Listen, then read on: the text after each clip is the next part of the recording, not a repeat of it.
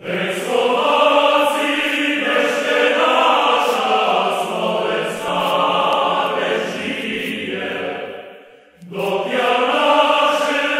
ja ho poznám od 17 rokov, kedy už bol členom Slovenskej národnej strany.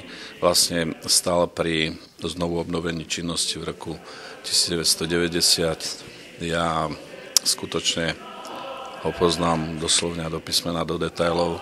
Je to skvelý patriot, skvelý vlastenec, skutočne zapálený Slovák, národovec a poznám ho od 17 rokov, čiže je to skoro ako môj syn. Za tých 20 rokov sa z toho chlapca stal veľmi šikovný a úspešný muž a samozrejme to teraz aj dokazuje na tom poste riaditeľa Žilinského vyššieho územného celku, kde je hodnotený veľmi vysoko a nielen mnou, ale aj predstaviteľmi iných politických subjektov.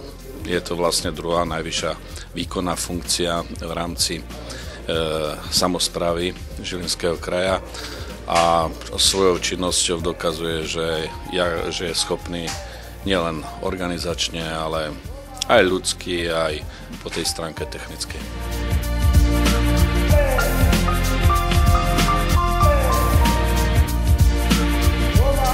Áno, ja som vždy počas celých tých 16 rokov, kedy som zastal funkciu primátora krajského mesta Žilina, veľmi tvrdo pracoval na tej technickej infraštruktúre mesta.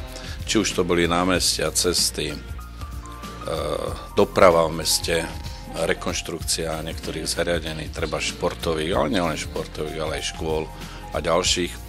Tak toto si myslím, že je to najdôležitejšie pre obyvateľov toho ktorého mesta.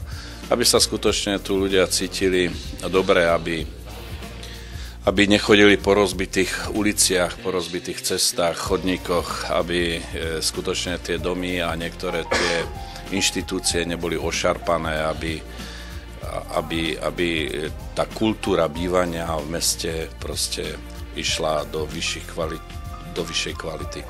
Toto je podľa mňa alfa omega. Samozrejme, človek nie je živý len z tých peňazí, ale je živý aj z tej kultúry, čiže nielen ten chleba, ale aj tá zábava. Tak v tomto smere myslím, že pán doktor Holešťák nemá absolútne nejaký problém, lebo od svojich mladých čias pracoval v kultúre a tejto oblasti určite pozdvihne tú úroveň aj v tomto okresnom meste a čo si ja ako predseda Slovenskej národnej strany cením predovšetkým, že tá kultúra bude v intenciách toho slovenského, národného, vlasteneckého.